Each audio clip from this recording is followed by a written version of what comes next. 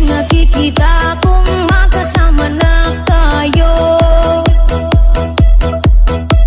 naiinis ako't nasisira ang araw ko.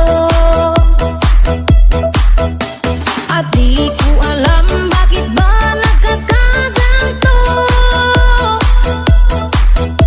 sadyang nasasaktan kahit di rin naman tayo.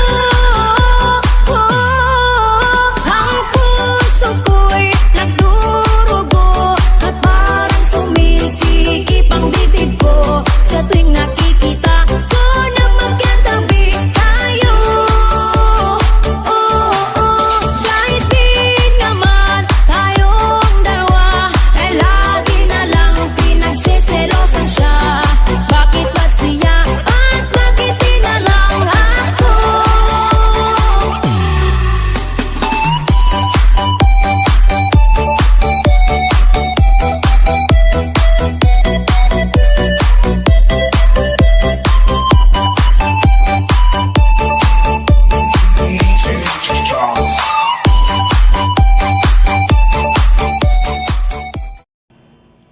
Hello, happy mudmod sa inyong dalawa, Orag at kapatid Jel. Ayan, umaba na rin ang pagsasama at pagmamahalan nyo. Nagbibilang na rin kayo ng buwan, di ba? Tiwala lang sa isa't isa at iwasan na yung pag-aaway lagi, kasi ang pag-aaway hindi nakakatulong sa relasyon yan. Naging stress kayo sa isa't isa. Tayo, alam nyo naman, pareho tayo may trabaho rito, dapat nakapokus tayo sa ating ginagawa. Wala tayo sa Pilipinas na pag may stress tayo, pwede tayong magmukmok sa isang tabi. Sana iwasan na natin mga ganyang bagay, kasi hindi nakakatulong sa atin dito.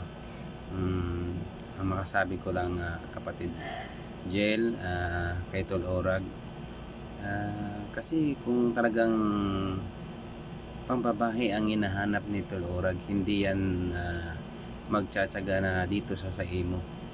Oo, kung babae ang hinahanap niya, kasi anytime pwede niya naman gustuhin na maghanap ng babaeng makakasama niya ng personal at araw-araw niya pa magkikita, kasi open naman siya kung saan man siya ngayon, magagawa niya ang gusto. Pero ika nga, hindi niya pa nahanap ang babae na yun, at dito niya natagpuan sa imo. Ayan, sa katawan mo, kapatid Jel. Sana dagdagan mo pa ang pasensya at pagtitiwala kay Tol Oragon.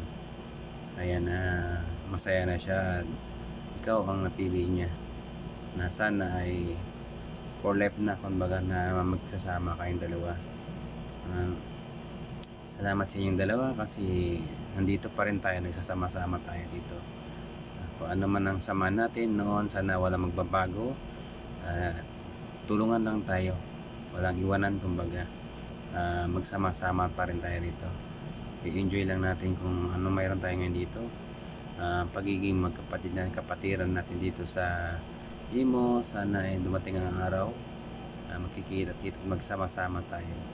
Huwag tayong paapekto kung ano man mga problema ang dinadanas ng ating samahan ngayon. Ika nga, ang pagsasama ay ang mga pagsubok na dumarating ngayon ay lalo pang magpapatibay sa ating samahan.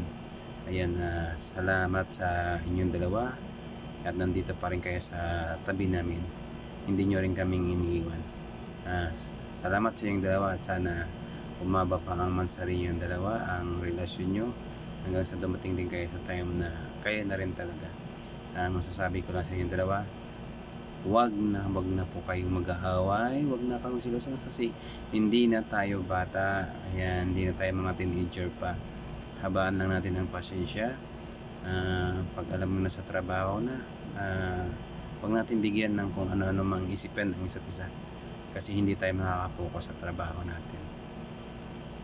I-enjoy lang tayo, maging masaya lang tayo rito, bigayan lang sa isa't isa. Yun lang ang tanging masasabi ko sa inyong dalawa. Happy mansari sa inyong dalawa. Ayan, salamat ulit sa inyong dalawa. Yun lang masasabi ko. Bye bye. Happy matmot ulit sa inyong dalawa. Ako nga para si Otto, simple nyo na nagulat. Oh yeah, excuse me po. Happy Happy fourth Mansari, Tita Jel and co-owner. Surprise! Kahit sa ganitong paraan is na mapasaya namin kayo. Kahit wala tayong event, at least ang importante is sama-sama tayo at masaya, magmahalan, respeto, at syempre magtulungan kung anong dapat nating gawin sa bago nating bahay.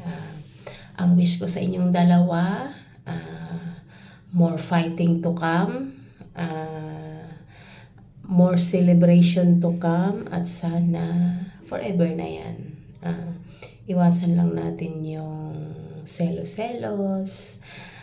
Natural lang yun sa magjowa na may selos, pero dapat alam natin kung saan natin ilugar. So ayun, happy Mansari sa inyo. 4 months na rin kayo sa wakas. Umabot na rin kayo ng 4 na buwan, o diba? Basta kapit lang, stay strong sa inyong dalawa.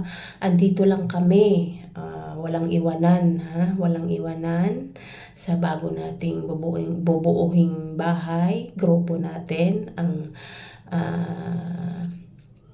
TLS. Patunayan natin yun na the Endless Love Squad is very strong. Ayun, stay strong sa inyong dalawa. Love ko kayo. Magandang hapon, magandang umaga sa lahat. Gusto ko lang batiin ng happy fourth Mansari sa aming co-owner at kay Sis Jel. More Mansari to celebrate. Maging matatag lang lagi. At saka kapit kamay lang lagi.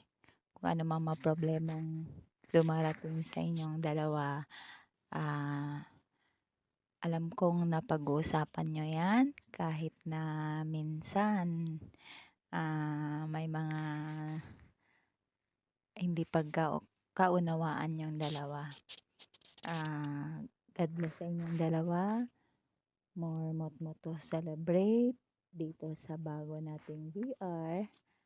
At salamat sa laging pagsasama sa amin. Maraming salamat and God bless po sa inyo. Love namin kayo.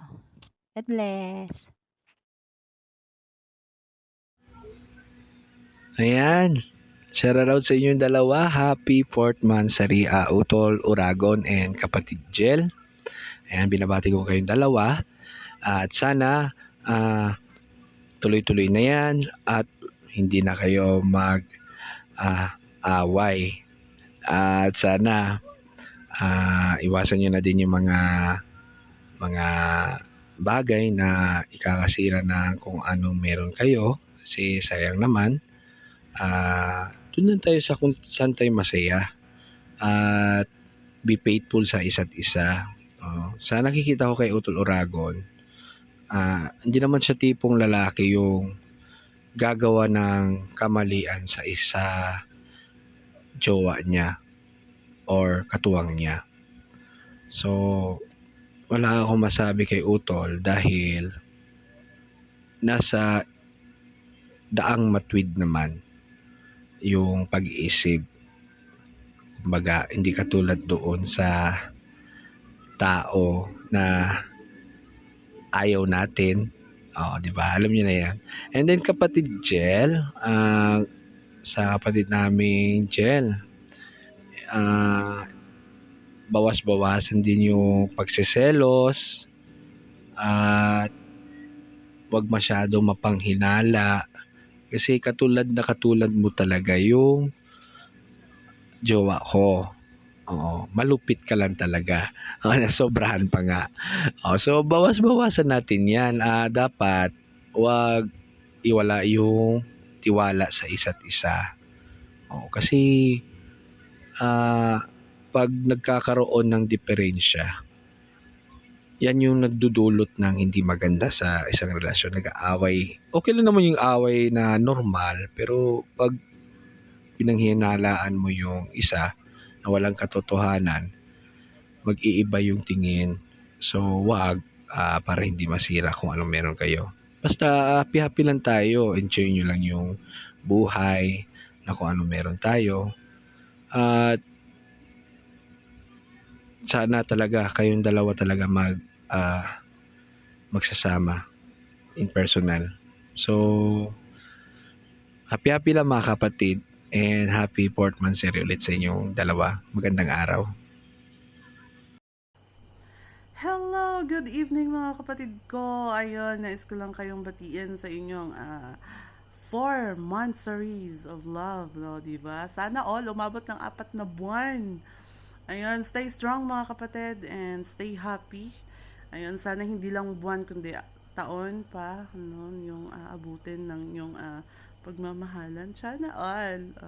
Sana hindi lang sa imo, no, kundi pati sa personal life, you know na.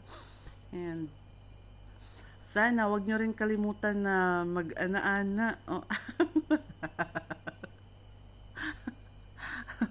Para happy ba? Para happy ang love life ba? Ayan lang. Thank you so much and happy 4 months of love mga kapatid. Love ya.